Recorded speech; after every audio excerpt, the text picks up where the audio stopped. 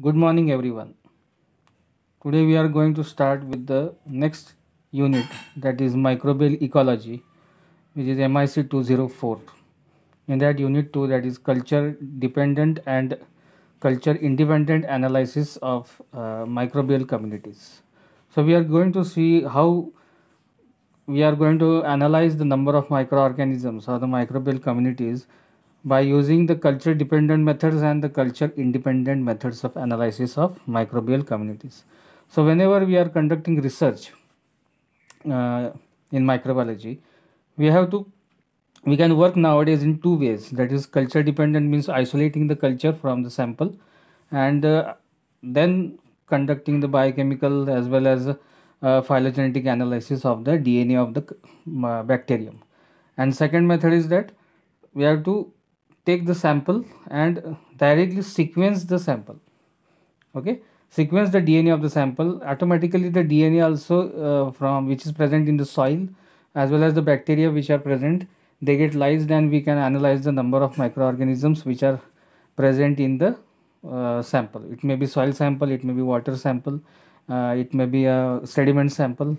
So we can get the idea of the microbial communities and the types of the microorganisms and the family of microorganism genus and species which are present ubiquitously in that sample. Okay, so that we are going to study. So, the introduction point is that the microorganisms which are ubiquitous in the environment and fulfill a range of important ecological functions, they are particularly those associated with the nutrient cycling processes and maintenance of the ecosystem health in the soil.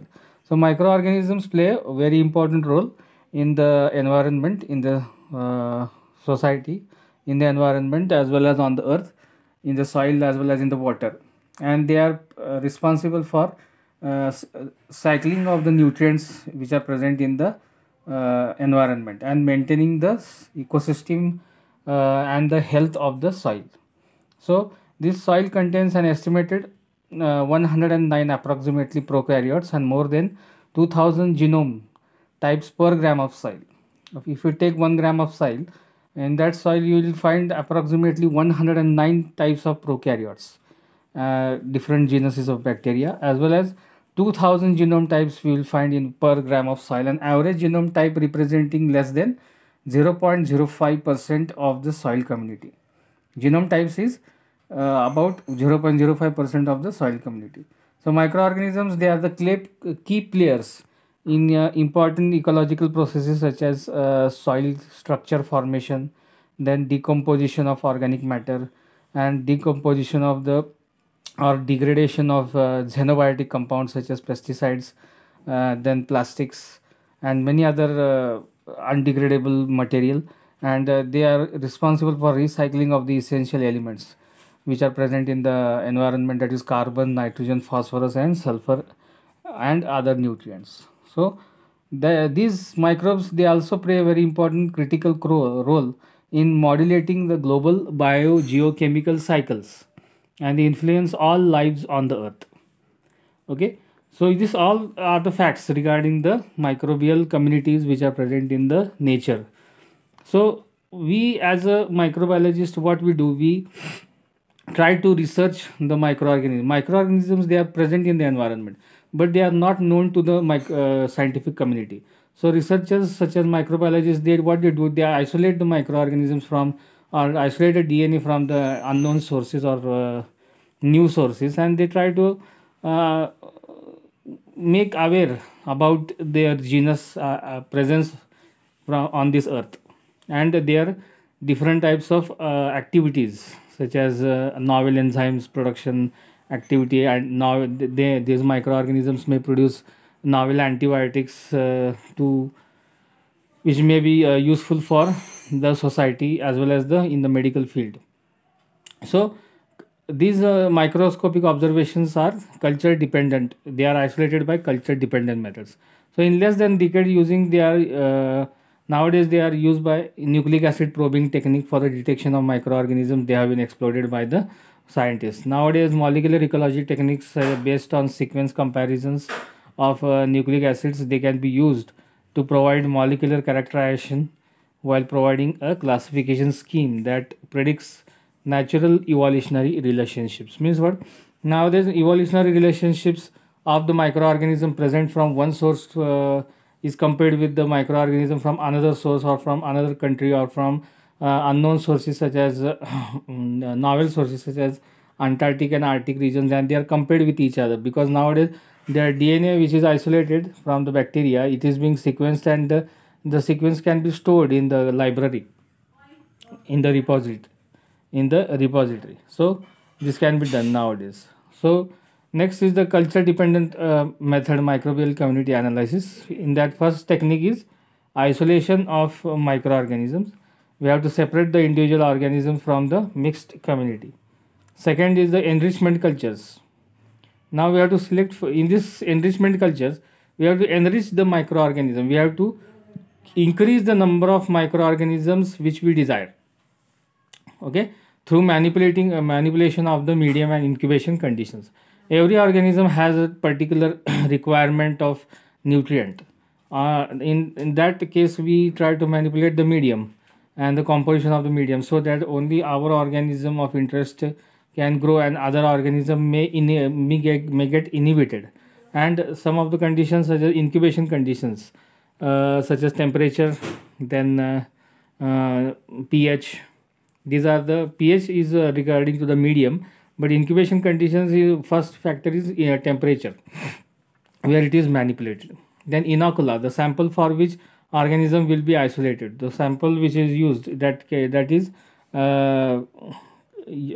the sample from which the microorganism will be isolated, that is the inoculum which is used. So enrichment, isolation, these are all of the culture dependent methods. Keep it in your mind that these are the culture dependent methods, not the culture independent methods.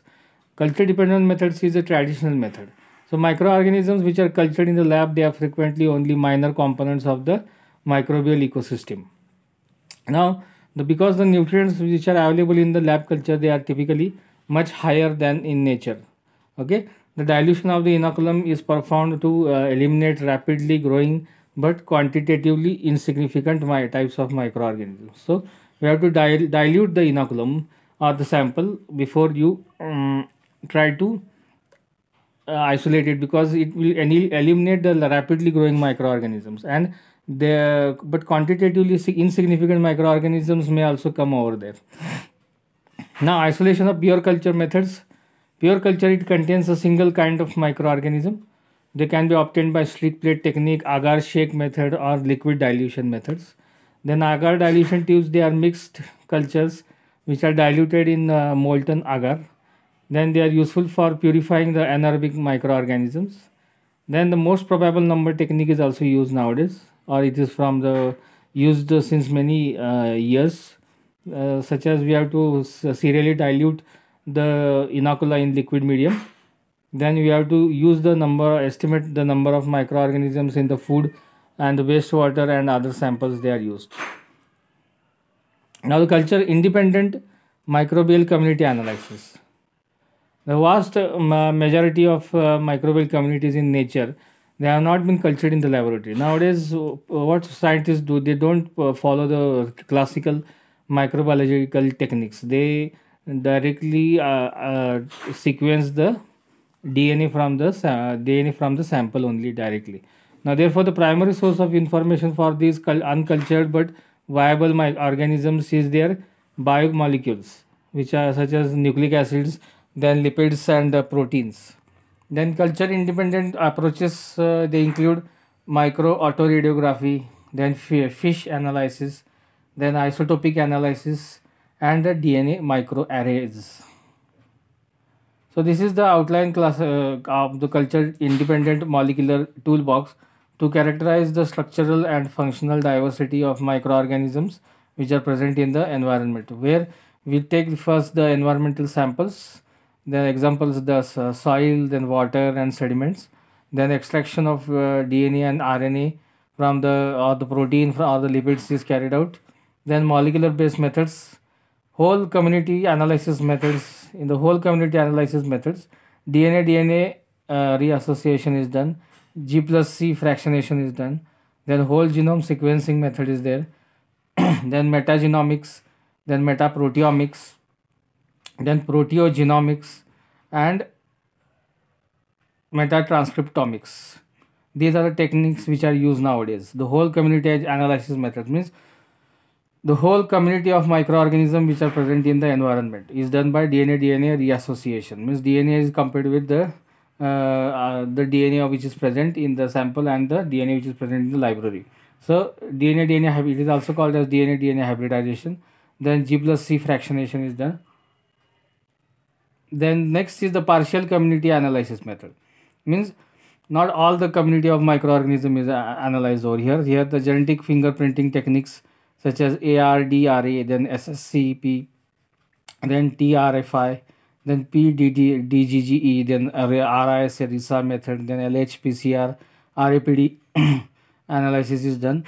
Then clone library method, then qPCR and real-time PCR, then fish analysis, dot blot hybridization, then microbial lipid analysis, then DNA microarrays method, then micro-autoradiography and isotope array, then DNA stable isotope probing is done, then card fish analysis, then Raman fish analysis.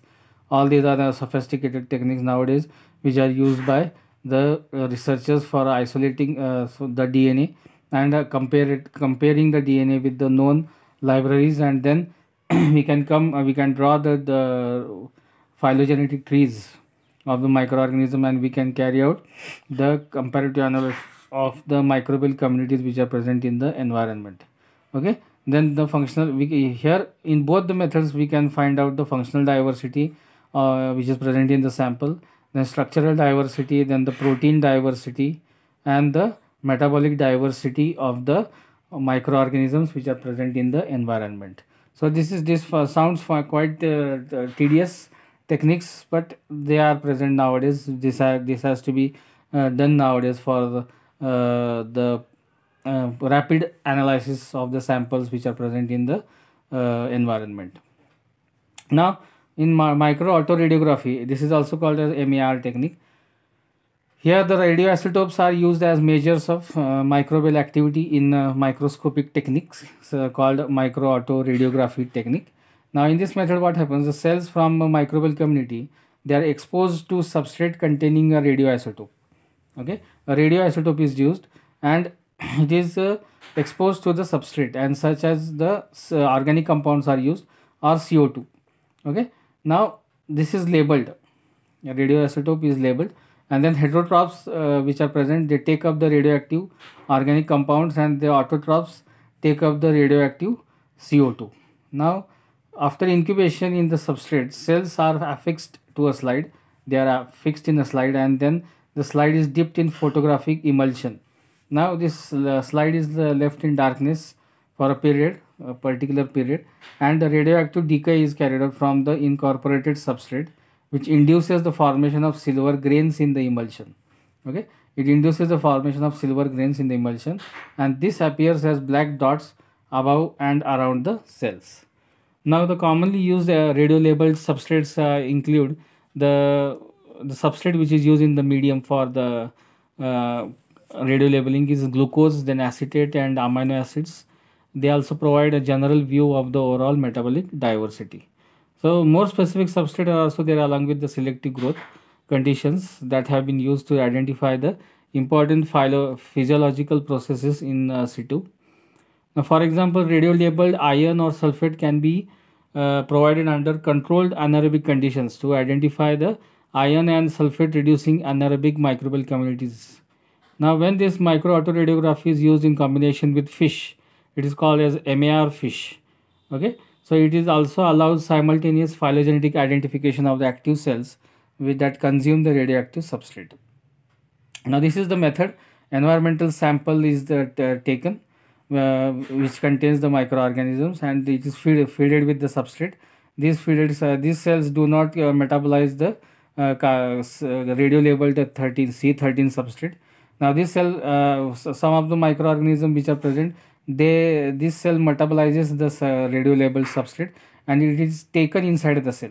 Okay, now we have to extract the DNA, and this DNA contains the carbon which is labeled, radio labeled, and we have to separate the light of the C13 from heavy DNA, and we have to identify it under the ultracentrifuge. We have to carry out ultracentrifuge to be the DNA, and the radio labeled DNA containing the samples are removed, and it is analyzed for 16S rRNA metabolic genes, or we have to do the genomics of the sample. So this is the microbial community which is in the environmental sample is fed with the carbons C13 substrate, radio labeled substrate, and these organisms can metabolize the substrate which produces C13 DNA, and they grow and divide, and this C13 DNA can be separated from lighter, that is C12 DNA, by density gradient centrifugation. Now this isolated DNA is subjected to specific gene analysis or entire genomic analysis. Now next method is the FISH, that is the full form of FISH is fluorescent in situ hybridization. Okay, fluorescence in situ hybridization, what it is a in situ phylogenetic identification and enumeration of individual microbial cells by whole cell hybridization. Whole cell is hybridized with oligonucleotide probes, which is DNA or RNA complementary to a sequence in a target gene or RNA. Now these FISH probes, they are generally 18 to 30 nucleotides long, and they contain a fluorescent dye at the 5' end of the DNA. 5' end is present in the every DNA, complementary DNA as well as in the native DNA, that allows the detection of probe bound to cellular rRNA by epifluorescence microscopy. Now in addition, what happens, the intensity of the fluorescent signals is correlated to cellular rRNA contents and growth rates, which provides insight into the metabolic state of the cells. Now this FISH analysis can be combined with flow cytometry for a high resolution automated analysis of mixed microbial populations. Then low signal intensity, background fluorescence, and target inaccessibility, they are encountered, these are the commonly encountered problems in the FISH analysis. Okay, means what, the background fluorescence is not available, we cannot identify this DNA, then target DNA is not accessed, then low signal intensity is found in the FISH analysis. So in the last few years, what happens, extensive improvements have been made to solve these problems for using the brighter fluorochromes.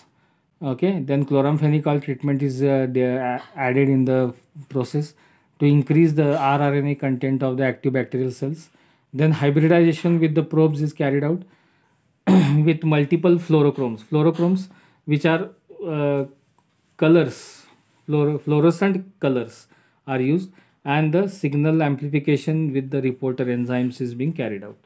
Now in principle, the technique uses the probes for in situ hybridization.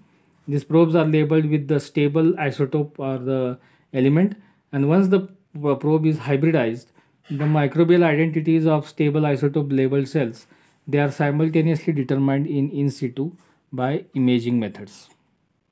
This FISH analysis as well as the MAR analysis, they are used in microbial ecology, then food industry, to detect the microorganisms in the food, and clinical diagnostics methods. Now this method has been reliably used for identification and quantification of ammonia oxidizing bacteria.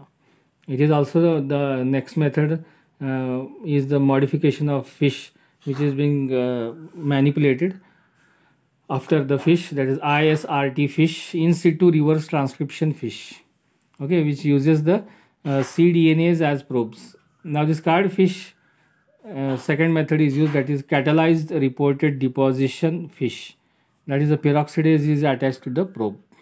So these improvements have been carried out in the native fish analysis. Okay, fluorescence in situ hybridization is the technique, no doubt, but apart from that, taking into consideration the problems which are faced in this fish analysis, other two modifications have been developed by the researchers further in the further few years, such as the ISRT fish and the card fish. Now the fish analysis of the sewage sludge, if you can see it under the microscope, fluorescence microscope, that it looks somewhat like this, that the fluorescent radio labeled cells they are observed by the various colors: blue, green, yellow, red. So sewage sludge is stained with the three probes: red, green, and purple. Okay, this is the image which is used by the confocal micrograph. This is the confocal micrograph which is observed under the microscope. So other fluorescent staining methods are also there. Fluorescent antibodies, they can be used as a cell tag. They are very highly specific. As you all know, these are the immunological techniques which it makes the antibodies making antibodies is a time consuming and expensive method. So green fluorescent protein, they can be genetically engineered into the cells to make them autofluorescent. Okay, they can be used to trace the bacteria. They can also act as a reporter gene. Now the fluorescent antibodies as a cell tag, you can see the image here, that is sulfolobus acidocalcareous, which is attached to the surface of the soil particles, which is done by using this fluorescent antibodies method. Now this is a green fluorescent protein. This is the green fluorescent protein of Pseudomonas fluorescens, which is attached to the barley roots. Okay, barley, as you all know, barley is used for the brewing of brewing methods in brewing industries, beer making process. So this is the organism Pseudomonas fluorescens, which is attached to the barley roots. So next method is the stable isotope probing, that is SIP or isotope analysis. Now the SIP is nothing but offering a stable isotope, that is the C13 labeled substrate, to microbial communities whose utilization is of interest. Now to decipher a key biogeochemical process. Now the active microbial communities, they utilize the labeled substrate during growth, incorporate the isotopes within their biomass. Now these labeled biomolecules such as DNA, RNA, phospholipid, fatty acids, and they are then separated from biomass by different biochemical methods. Then separated by labeled DNA can be amplified using polymerase chain reaction, and the analysis of the PCR products is done through cloning and sequencing, for example, which allows the microbes that have been assimilated the labeled substrate to be identified. Okay, SIP is applied to decipher the herbicide 2,4-D dichlorophenoxyacetic acid, which is also called a 2,4-D, degrading soil microbial communities. So this method is used nowadays, because nowadays in the classical microbiological methods, what was done, we have to take the soil sample, we have to isolate the bacteria from the soil which is contaminated with the pesticide 2,4-D. Then we have to carry out the minimum inhibitory concentration of microorganism against 2,4-D, that is 2,4-dichlorophenoxyacetic acid. Then we have to quantify that whether it is able to degrade it properly or not, and then we have to carry out the analysis of DNA. Here directly we can use, by using this stable isotope probing, what we can do, we can directly apply to this SIP method to the herbicide that is 2,4-D, degrading soil microbial communities. This SIP is also been employed in studies of the phylogeny and metabolic pathways of methylotrophs, which are organisms that specialize in the catabolism of C1 compounds. Okay, for the methylotrophs also it is used. Then in recent years, the imaging and spectroscopic techniques, SIP has also been combined with other techniques such as fish analysis and Raman microscopy to simultaneously investigate the taxonomic identities and activity of microbial communities at single cell resolution. These SIP based approaches, they also hold great potential for linking the microbial identity with the function. Okay, next method is the DNA microarray method. The microarrays which are used in genomics are small. They are having the solid supports to which the genes are more often segment of the genes they are fixed. They are arrayed spatially in a known pattern. Then they are often called the gene chips. Okay, they are more targeted microarrays that can be constructed for rapid analysis in biodiversity studies. Now these phylogenetic microarrays, they are called phylochips, and they have been developed for screening the microbial communities for specific group of prokaryotes. The DNA microarrays, they have been primarily used to provide a high throughput and comprehensive view of microbial communities in the environmental samples. Environmental samples for this DNA microarray method is used. Now the PCR products, they are amplified from total environmental DNA and is directly hybridized to known molecular probes which are attached on the microarrays. These are the phylochips are constructed by fixing the rRNA probes or rRNA gene targeted oligonucleotide probes to the chip surface in a known pattern. Each phylochip can be made as a specific or general as required for the study by adjusting the specificity of the probes, and several thousand different probes can be added to a single phylochip.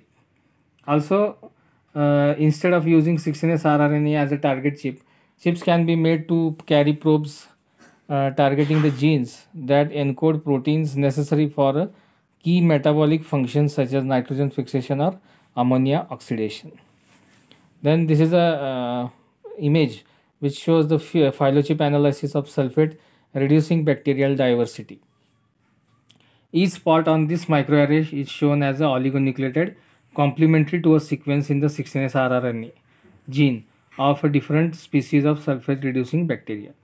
After that, what happens, the microarray is hybridized with the 16S rRNA genes of which are PCR amplified from a microbial community and then fluorescently labeled, and the presence or absence of each species is signaled by fluorescence positive or weak positive or non-fluorescence negative respectively.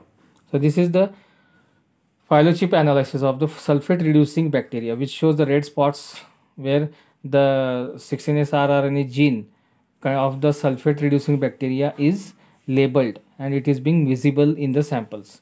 The circles in which the red spot is not available, there we will not find the no, these are the negative or the positive. Positive means red colored is found, and non-fluorescence DNA is found, that is it is negative. It means the 16S rRNA genes are not amplified and the PCR product is not found.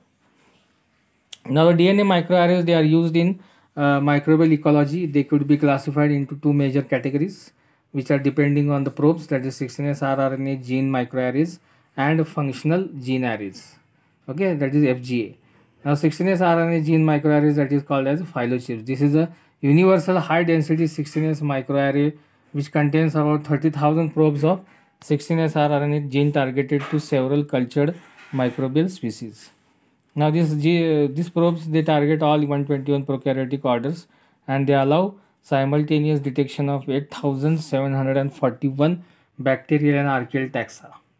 Okay, the phylochip technology has been used for rapid profiling of environmental microbial communities during the bioterrorism. This technique is very useful in the detecting the microbial communities of bioterrorism surveillance, then bioremediation, then climatic change and source tracking of pathogen contamination. Then the functional gene arrays, like the phylochips, that are useful in detecting the microbial community composition and contain the 16S rRNA genes as probes. FGA are designed primarily to detect specific metabolic groups of bacteria. This FGA, that is functional gene arrays, they not only reveal the microbial community structure but they also shed the light on the in situ community metabolic potential. Now this FGA, that is nothing but the functional gene arrays, they are termed GeoChip, contains greater than 24,000 probes from all known metabolic genes involved in the various biogeochemical, ecological and environmental processes such as ammonia oxidation, methane oxidation and nitrogen fixation. Okay, for identification of these types of bacteria specifically we can use this FGA method. Then GeoChips, they have also been used to interrogate the role of Antarctica soil microbial communities in the global biogeochemical cycling of the carbon and nitrogen. GeoChips are used nowadays. So this comes to the end of this slide in this lecture. If you have any doubts, kindly WhatsApp me on my number individually, and hit the like button if you have enjoyed this lecture. Thank you very much.